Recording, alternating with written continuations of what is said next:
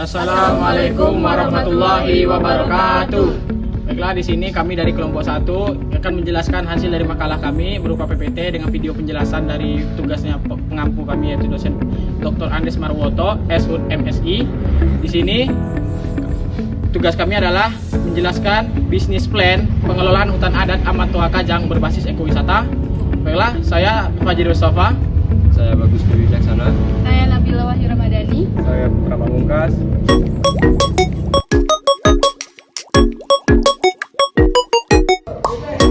Hutan adat menjadi bagian penting dari identitas dan tatanan kehidupan sosial ekonomi masyarakat hukum adat.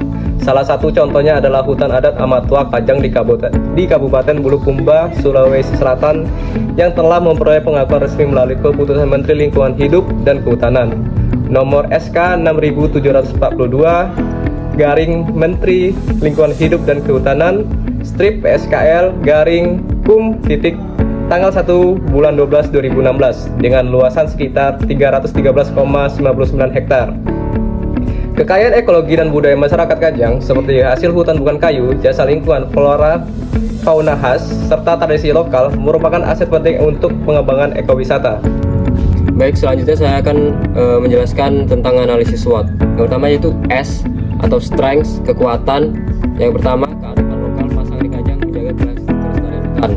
Kedua, budaya dan tradisi kuat, pakaian hitam, ritual adat sebagai daya tarik unik.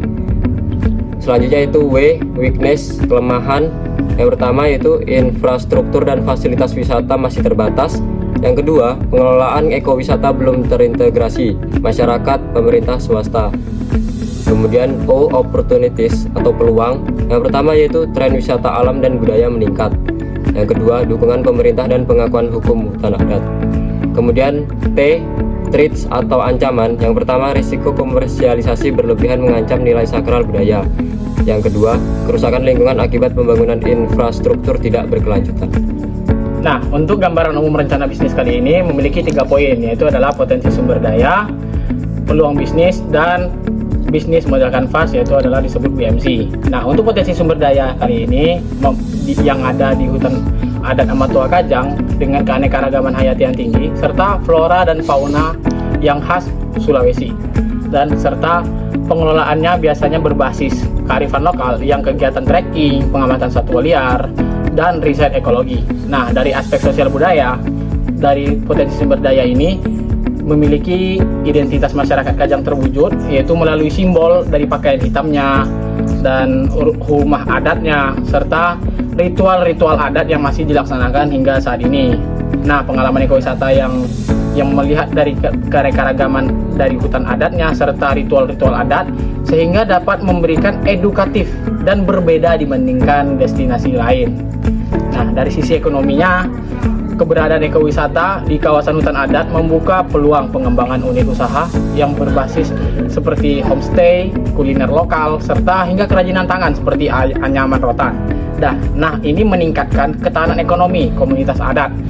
Dengan meningkatnya tren minat wisatawan ini terhadap wisata, turut memperluas peluang usaha, baik berupa kerajinan bambu, tenun, hingga produk jasa seperti pemandu wisata lokal. Selanjutnya adalah peluang bisnis, di mana peluang bisnis memiliki 3 poin, yang dimana pertama adalah minat wisatawan. Nah, minat wisatawan terhadap destinasi yang memiliki nilai budaya dan kelestarian alam terus mengalami peningkatan, terutama pada segmen wisata minat khusus yang menginginkan pengalaman. Kedua adalah pengembangan bisnis, di mana pengembangan bisnis mendukung seperti homestay, kuliner tradisional, dan kerajinan tangan yang memiliki prospek yang besar sebagai bentuk diverifikasi ekowisata. Yang ketiga adalah dukungan dari pemerintah, yaitu terhadap pengembangan desa wisata yang sangat diperlukan. Salah satunya melalui Program Nasional Desa Wisata Nusantara yang menekankan pengelolaan berbasis masyarakat adat. Nah, selanjutnya adalah bisnis modal kanva atau BMC sebagai berikut. Nah, untuk metode pelaksanaan pada bisnis plan kali ini dengan 3 kegiatan, yaitu adalah pertama tahap persiapan, pengembangan wisata, dan melakukan promosi. Nah, untuk tahap persiapan kali ini yaitu yang pertama kali adalah melakukan survei potensi wisata. Nah, kegiatan ini mencakup dari pendataan flora serta fauna yang khas di Sulawesi, serta kondisi hutannya yang tersedia dengan jalur trekking, serta potensi sosial dan budaya pada masyarakat adat. Nah, untuk yang kedua adalah koordinasi dengan lembaga adat dan Pemda. Nah, untuk koordinasi dengan melibatkan perizinan, dengan melakukan pembagian tugas dan pembentukan lembaga pengelolaan yang berbasis masyarakat. Nah, untuk yang ketiga adalah melakukan pelatihan masyarakat, yaitu dari seperti pemandu wisata, homestay, dan kuliner.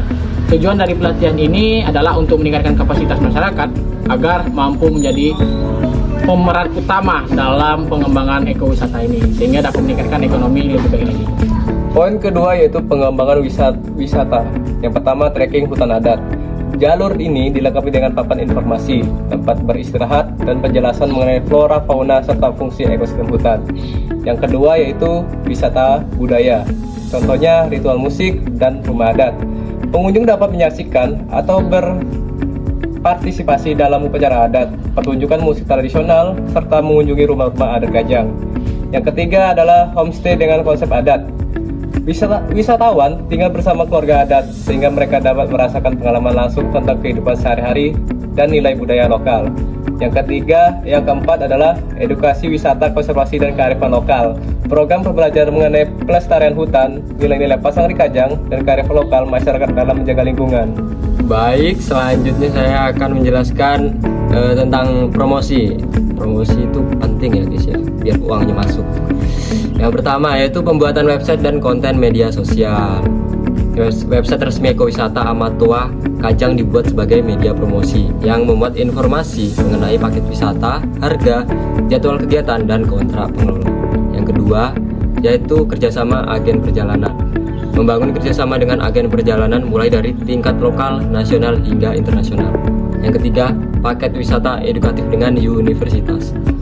Universitas dan lembaga pendidikan menjadi mitra utama dalam melaksanakan kunjungan lapangan, penelitian, atau pengabdian masyarakat di kawasan hutan adat.